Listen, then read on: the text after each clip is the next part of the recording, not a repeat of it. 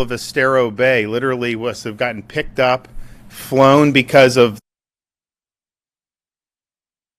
and deposited in a body of water. There was cars floating in the middle. Were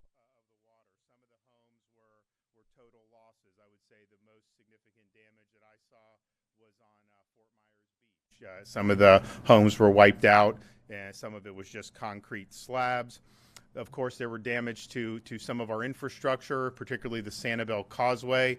There were breaks in that in multiple different areas. It was interesting. The pylons on the water, where you had that part of the bridge, that actually was good. It was the point where it was on a sandbar that just got totally wiped away, or from the mainland, there was breaks there. So that's going to require major overhaul and potentially a complete rebuild. They're going to look at it and see. That's the only way on Sanibel and Captiva Island. So the operations to help people there have been mostly by air. In all told, search and rescue operations, it started in the wee hours of the morning. As soon as the winds died down enough to where it was safe, you had Coast Guard assets, you had urban search and rescue teams. We've had the National Guard out assisting people. There have been more than 700 confirmed rescues, and there's likely many more than that that will be confirmed as more data comes in. People have been rescued from places like Fort Myers Beach, Sanibel, Marco Island, as well as the Barrier Islands in Charlotte County. Obviously, there was a lot of calls coming in as the storm was really raging yesterday. People who did not evacuate were hunkered down. There was storm surge. There was a lot of apprehension, understandably. When initially the first responders came this morning, people would wave them down, whether they were by helicopter, boat, or high water vehicle. Now what they're finding is on places like Sanibel, most of the residents are just waving thank you for coming, but they say that they're fine and that they're staying put. Now, I think that there's going to be issues with being on some of those islands because they're not going to have services like we expect for quite some time, given the limitations of transportation. But nevertheless, that's a sign that some of the folks who did ride it out are stabilized in their home. They are first responders are doing targeted searches, just going home by home, checking to see if people are okay, and then responding to specific reports if they're missing loved ones. There will, of course, be many more rescues that are added to the tiller. Now, we absolutely expect to have mortality from this hurricane, but I'll just caution people, there's a process by where that is confirmed, and there's people, I know that people have said certain things. In terms of confirmed, that will be made apparent over the coming days. But I think the things that have been said out there, that is not something that has been confirmed at this juncture. Of course, we have thousands and thousands of people on the ground working to restore power, opening the roads, bringing in food and water, and restoring communications. Talking with local folks in Lee County, probably the biggest immediate hurdle that they're facing is their county water utility had a big water main break. That is necessary to be fixed in order to provide basic water services for the residents of the county. So they have been working to troubleshoot it. They requested the state to enlist federal support to help diagnose and potentially fix the problem. So we worked with FEMA and Gracia, and the Army Corps of Engineers came in. I mean, they came in pretty early. I think Kevin called them maybe like 3 in the morning. They were in Southwest Florida from Jacksonville by early this afternoon. And so they're helping to diagnose and hopefully be able to remedy that. But that's going to be something that's very, very important for the county to get fixed. In the meantime, we're assisting healthcare facilities to provide working water because they need that to be able to take care of their patients. We're shuttling water from Lakeland into healthcare facilities.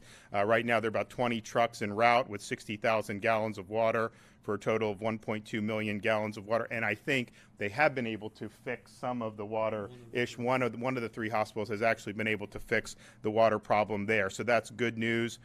Port Tampa, Port Everglades, the fuel is flowing in to some of our major ports. And so you're seeing a lot of fuel now flowing throughout the state. More than 330,000 gallons of fuel have already been moved in to Southwest Florida. I actually saw a couple of the gas stations open in the Fort Myers area when we were there today. With this fuel, the state of Florida set up 6 fuel depots to fully support all first response efforts, and we think the remaining ports in the state of Florida will open between sometime tomorrow and sometime on Saturday. There's been a massive amount of supplies staged. We're also bringing more into the region, more ambulances, more food, water, and ice, more generators, more. Actually, we're bringing in 2 full-service mechanical shops to help to repair and maintain emergency vehicles, which, they're in rugged conditions when you're going through water and others. Bringing in more tarps, bringing in kits for parents of infants and toddlers to give them 10 days worth of support, and bringing in more high water ladders. Now, as of 6 p.m., there are 2.6 million approximately reported power outages throughout the state of Florida, and that was anticipated. So far, compared to this morning, 200,000 accounts have been restored in Southwest Florida, 28,000 in Lee, 62,000 in Sarasota, 14,000 in Collier, 33,000 in Manatee, 12,000 in Charlotte, and 44,000 in Hillsborough have been restored. Of course, the pre-staging for this was over 42,000 linemen, so they're there on the ground, really in different parts of the state, but particularly in Southwest Florida. When they first got in there, of course, they're looking to see what is the damage, how much of our infrastructure has been destroyed, how much of it has held up.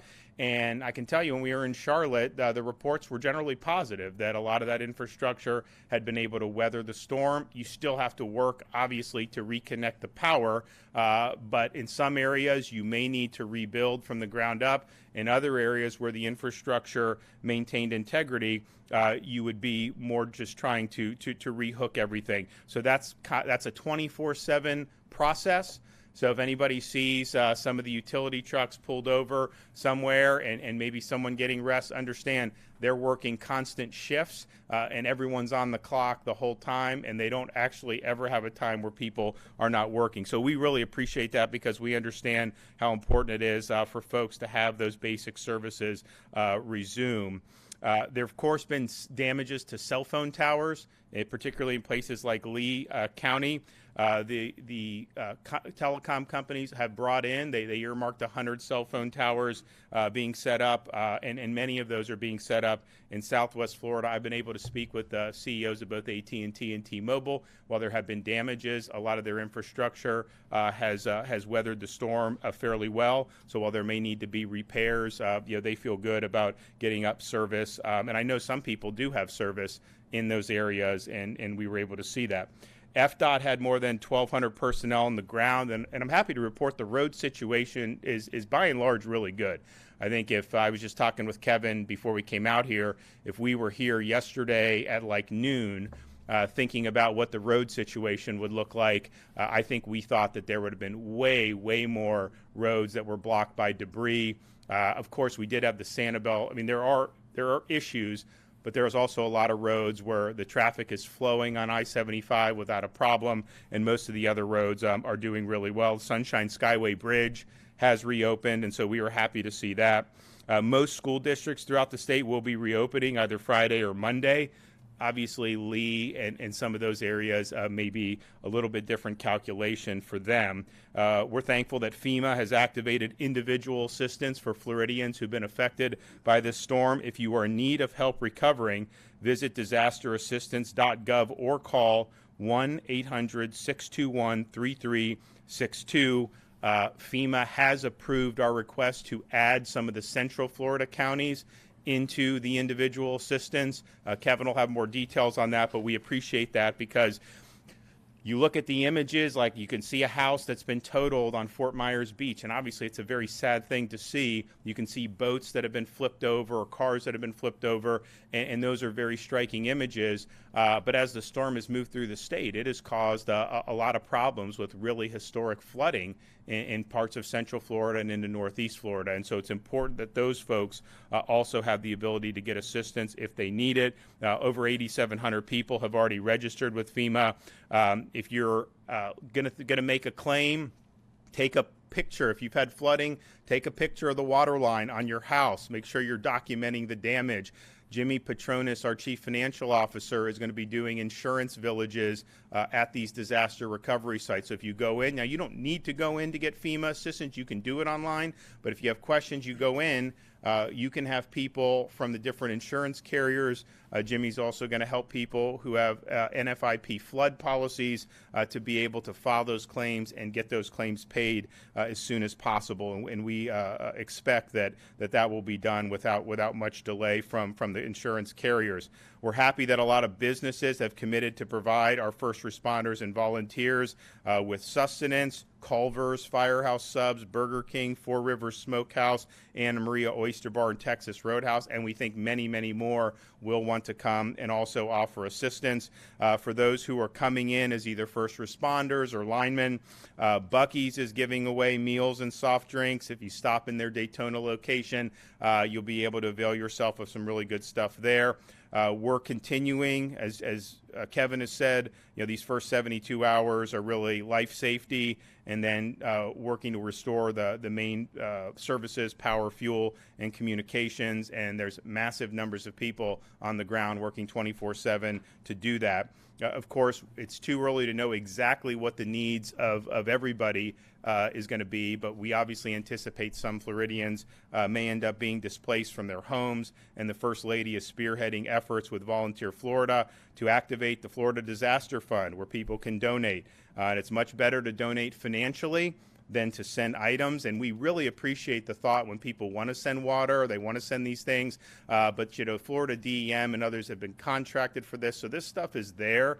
The best thing you can do if you're going to give a financial contribution, that can go to some of these organizations that are a little bit more nimble with how they help people. FEMA, Gracia will say, you have statutes and you have regulations and you have things. You either qualify for certain types of individual assistance or you don't. They're not able to go outside of what Congress has decreed on that. A private organization, if you have more unique needs that maybe aren't covered by that program, they can meet those needs. And so providing the cash assistance is the best way to do that. If you want to contribute, go to www.floridadisasterfund.org or text disaster to 2022. Actually, what is it? It's more than 20222. Okay. Well, I'll let the First Lady do that because she does it better than me. They put text to 2022 on this, and that I know it's more than that. I'm not a text guy, but I do know you need more numbers than that. All right. For those who want to come volunteer in person, that's another way where you can really be helpful. And Volunteer Florida has a website for that, www.volunteerflorida.org, if you want to see volunteer opportunities. And we would certainly welcome individuals that want to give, obviously, their money, but also their personal time and effort. Okay, Kevin Guthrie's here with some additional updates. Thank you, Governor. Thank you, First Lady, for your going out to the area today and doing some on-site assessments. We're entering that phase of the response where we start to really get into what's referred to as indirect deaths. Myself and the governor have been mentioning this now for quite some time: generator safety, generator safety, generator safety. Now we're going to start adding chainsaw safety, getting on ladders, getting on roofs, watching out for power lines that are mixed inside of trees. People need to be extremely careful. If you do not know how to use a chainsaw, if you do not know how to climb a ladder, if you do not know what the difference is between a cable line and a power line, you should not be doing that. Leave that to the professionals. Again, as the governor indicated 2 days ago, we have significantly more indirect deaths from disasters that are 100% avoidable than we do the disaster itself. So please be safe. Drone pilots. We're starting to have some issues with drone pilots in areas. Please do not operate your drones in the areas where we have military aircraft, search and rescue aircraft working. When you go in there with their drone or your drone, they have to stop working. Please stay out of the area and let us do our job. Similarly, we saw it down in Fort Myers today. People are wanting to go out and look at the damage. For every car that's going down a street, That's preventing a power line crew from getting in there and working. It's preventing a search and rescue crew from getting in there and working. Please stay outside these areas so that we can get in there.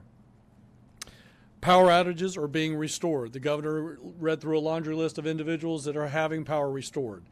We did hear a question earlier today about, well, it's still 2.6 million. It was 2.6 million this morning. Jacksonville has been hit. We have power outages in Duval County, St. Johns County, Nassau County, Baker County. So those are going to offset here for a little while. FPL, the Municipal Electric Association and its municipal electric partners, the cooperative electric programs are getting their stuff turned back on. Please be patient. We have every faith and trust in them to restore the power. However, in places where we're going to have to rebuild infrastructure, that's going to take longer, as the governor mentioned. Fort Myers Beach, Sanibel, Pine Island, that's going to take some time. In those areas, we do have some other challenges. There is potentially vehicles in the water, there are potentially boats in the water, there is potentially debris in the water. We will be working with our federal partners to mission assign or ask their request and mission assign special resources to go in there and start looking under the water to do an underwater survey to ensure that we can actually get the necessary barges and heavy equipment into those areas to respond effectively. I think this is an appropriate time to say, Gracia, thank you very much for all your assistance. Admiral McPherson as well as the TAG, General Eifert, has been with me since day one, sitting here. He was there at 0700, which means he had to leave St. Augustine at 04 something. Thank you very much. We continue to mobilize additional resources to impacted areas. Specifically today, we did more than 400 bottles of oxygen, 100 ambulances, an additional 120 utility trucks, 4 mobile triage units. These are specific units to help triage patients if somebody becomes injured. We do have hospitals that have some issues and cannot intake patients. So this is the ability to triage individuals for that. 60 truckloads of water, 40 truckloads of meals, 40 truckloads of ice. That was a question earlier a couple of days ago.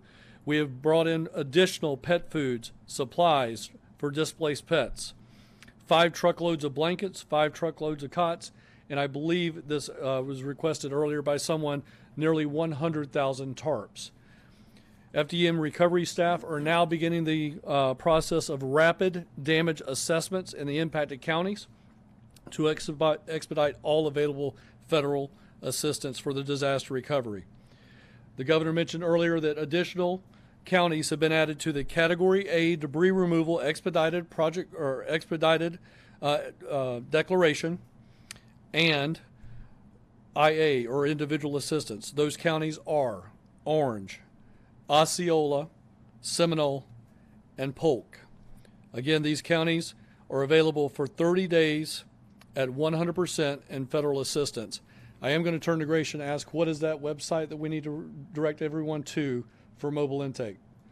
For registration. For registration. For survivors, it is disasterassistance.org. Disasterassistance.org. So again, we're proud that 8,700 people have already done that, and we want to continue to do as much as we can via web registration. Again, Governor, First Lady, thank you so much for your leadership today. Okay, First Lady.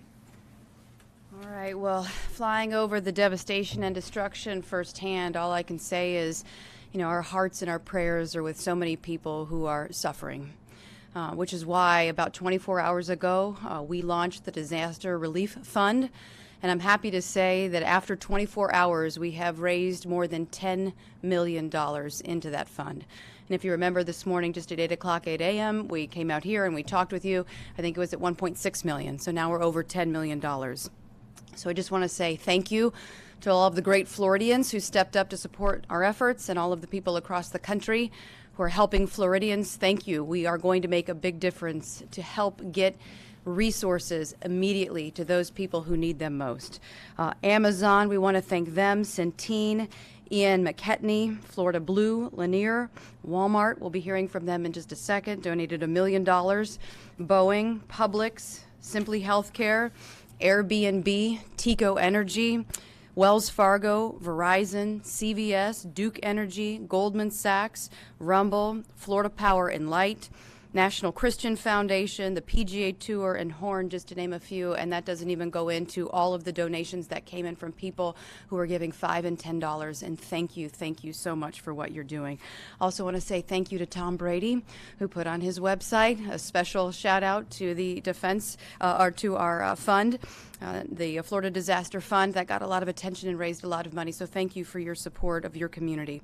Also, thank you to Visa, Amex, PayPal, and Braintree. They are waiving their fees, so all of this money will go directly to servicing the people in need. And again, as the governor mentioned, one of the important things to understand about this fund and why it's so important is because we are getting needs instantaneously into the EOC, into the Emergency Operations Center. And so we're able then to communicate those needs to those nonprofits on the ground so we can meet them quickly. And so these funds make a big difference to help micro-target what we're seeing. And again, when we are flying over Lee County and some of these areas that were just devastated, they are going to need things like foods and tarps and what have you. And so what is not being supplemented by the state, which is a lot, we will be able to do in the private sector. So again, to give the website, floridadisasterfund.org, and you can also text disaster to 20222. And God bless you and thank you for your support. Okay. All right, Volunteer Florida, Josie Tamayo. Good evening, everyone, and I want to thank you on behalf for being here. And first of all, I want to thank, the First Lady and the Governor for their leadership in this. And I must say it is a record amount of money that we have now received for the disaster fund. And I want to thank, obviously, our partners, our corporate partners. I will say to you, we have been on the phone calling people, and they have been giving to people in Florida specifically with needs, and we plan to make very good use of that money. And I want to thank each and every person that has reached out, called, and specifically for those in the storm's path that are now recovering. And so these funds will go for response and recovery. We will be doing that, looking at all of that very carefully. And I want to thank our corporate partners, specifically Walmart, who has, in fact, Ms. Moni Brown is on our foundation.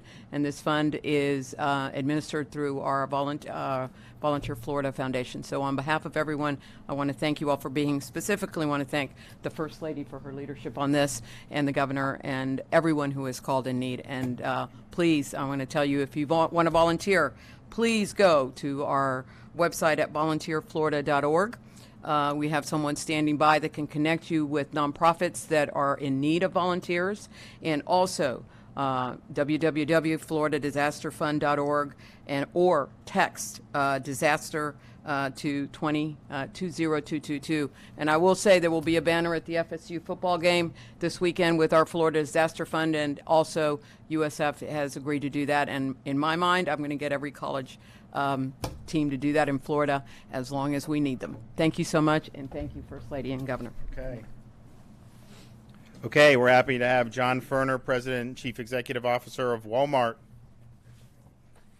Good evening, and thank you, Governor and First Lady, for coming together today, and also for your team's quick response following just the devastation that we're seeing from the hurricane.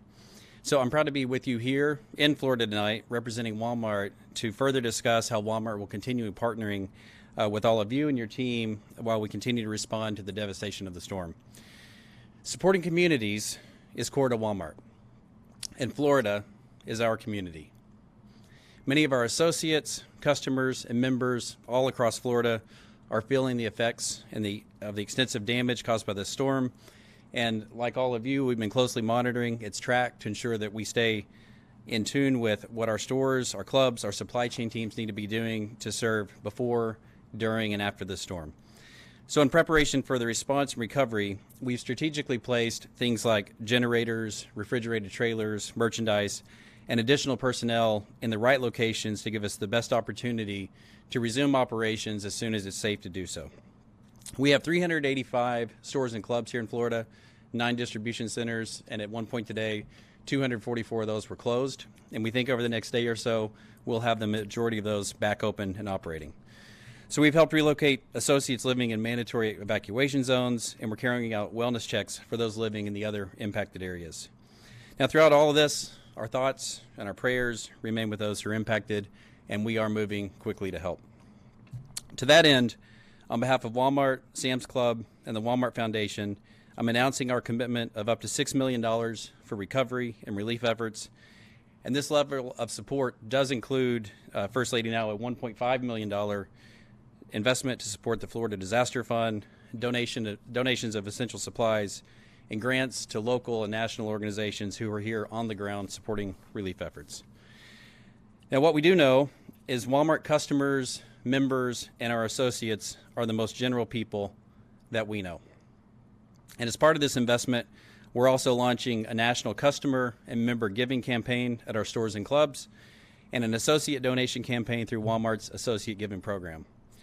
And we understand our responsibility to the communities we serve, and we'll proudly work side by side with each and every one of you to ensure we're doing everything we can along with our first responders to restore our communities as quickly as possible. And this includes mobilizing resources and services to those people who need them. So as a company and as fellow Floridians, when our friends, our neighbors, and our loved ones need help, we will gladly step forward to support them. Thank you. Okay, so we're very much monitoring the impacts that we're seeing in other parts of the state other than Southwest Florida, and I know Kevin is working on. We're going to obviously have a big response in Southwest Florida, but when you talk about FEMA, some of these other things, there's going to be a need to be response in some of these other parts of the state on an individual basis, and so I know he's working on that, and we're going to be back down in all these areas and working hard to make sure that we can get people back on their feet. And with that, I'll take some questions. I know that a lot of people are questioning what the casualty count is, and I know you addressed it, but is the state at least preparing for a large casualty situation, given what we heard from the Lee County Sheriff as well as the President earlier today?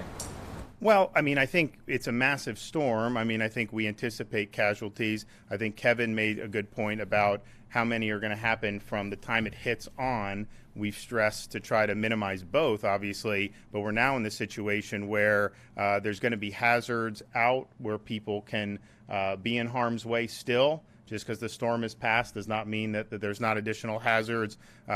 Operating things like generators, standing. Now, fortunately, I was looking, there wasn't as much standing water as I was anticipating.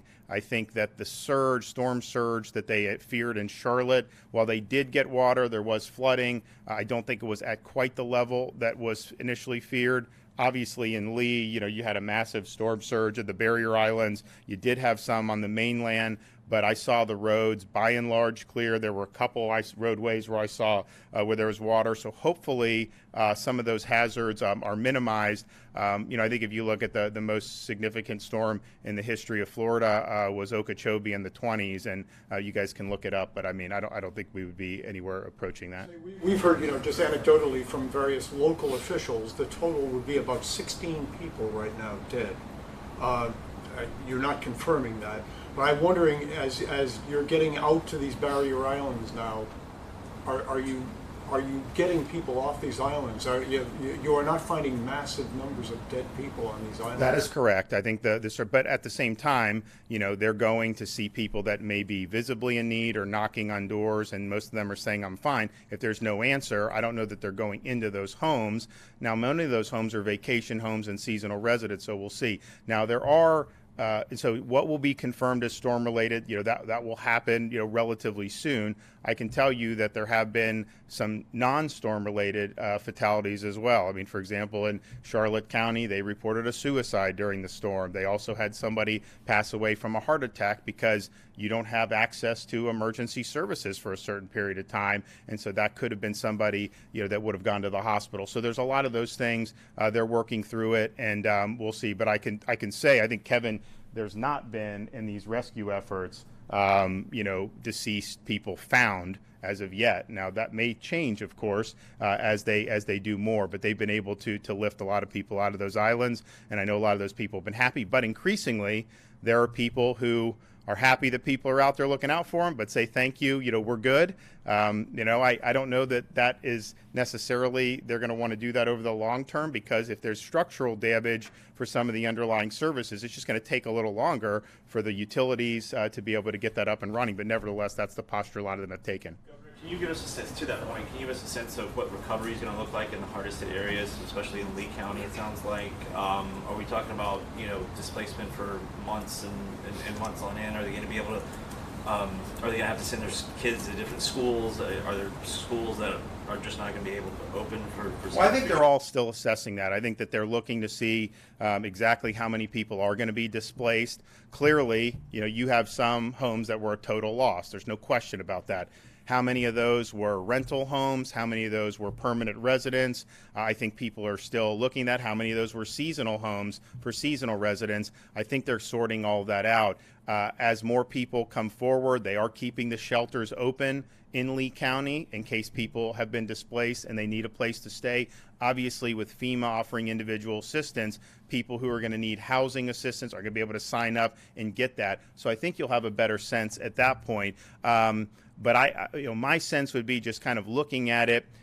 Sanibel had some serious destruction and a lot of destruction on some of the underlying infrastructure, which is obviously important. I mean, they used to not have a bridge there. It would take like a ferry back and forth. Now you're back to kind of before that causeway was there.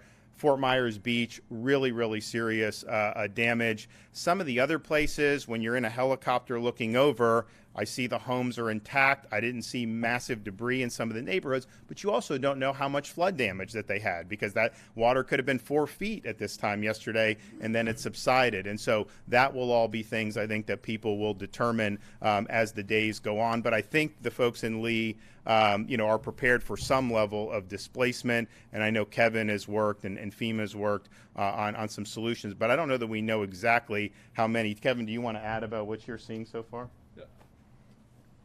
So I agree with the governor wholeheartedly on the damage assessment so far. And again, this is aerial damage assessment, flying into the area, flying around, a little bit of the ground transportation that we were doing. I will just add to it, the next step in this recovery process is we will, I say we in support of the local counties will open up points of distribution where we will have food, water, potentially ice, depending on the situation. And I want to manage that expectation. Ice is usually given to help keep cold medications cold. So if that's the situation, you will be given ice. We will be providing tarps to those counties that have requested tarps so that they can do some emergency repairs. We are looking at turning on a program called the Blue Roof Program, which is slightly different than a tarp through FEMA. And I'm sure FEMA will action that over to the U.S. Army Corps. The next phase of that is going to be the disaster recovery centers that we will open up in the individual counties. This is a place where, again, as the governor has mentioned before, we will team up with the CFO's office to have insurance villages. We will team up with individuals like Department of Economic Opportunity to come in and help people with small business situations. We will team with the Department of Highway Safety and Motor Vehicles, the Department of Health, vital records, ID cards, driver's licenses, and things like that have been lost. And the other state agency that's helped us out, there's a laundry list of Human Services, Department of Elder Affairs, Veterans Affairs, Children's and Families, and so on. So all of those will start to be set up over the next probably week or so. It just all depends on when we can get water restored to Lee County and the impacted area, and when we can get power restored to the impacted area. As those things happen, we'll move in very quickly with recovery services. I don't want to steal it from the governor, but the governor will be dispatching me to the area. We talked about this on the plane.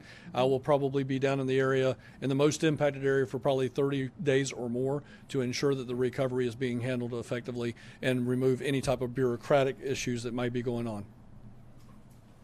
Governor, you've been in frequent conversation with the White House during this devastating time for Florida. What does it look like when the president comes to town? What's your plan? I don't know if he's announced he's coming or not. I know that the FEMA administrator, she will be here tomorrow, if not today. And so we'll be working. I don't know if she's planning on traveling with us on all our itinerary, but she's welcome to do that. We are going to be back down in Southwest Florida, but we're also working to see other impacted areas throughout the state to go and potentially visit, meet with folks and see what they need. So, at the end of the day, I view this as something that you got folks that are in need, and local federal, state, we have a responsibility to work together. I tell you, the way the locals have worked really hard, I mean, it's been really impressive to watch because this is not an easy thing to deal with. It's also not an easy thing when you have forecasts all over the map and you're not necessarily sure where it's going. Naples and Fort Myers were out of the cone 72 hours before the storm actually made landfall. And as that changed, they pivoted and they put their plans in action. So it's been really good. And obviously, Kevin and his team have done a great job. I mean, having so many things pre-positioned. But every request we've asked from FEMA has been approved. So we appreciate that, and we want to make sure. So you would plan on seeing him while he's in town, no matter when it is? Is he coming? From what I understand, he will be here tomorrow. Okay. Did you know that? Yeah, I don't know if that's the case. With the FEMA administrators here, maybe, so we'll see. But I mean, at the end of the day, we want all the support that we can get because we understand that there's a lot of need out there, and these are good communities. The thing is these are resilient folks. These are really, really good folks down there, and they will bounce back, but we just need to make sure that we can kind of pave the way for them. All right, we'll see you guys in the morning. Thank you.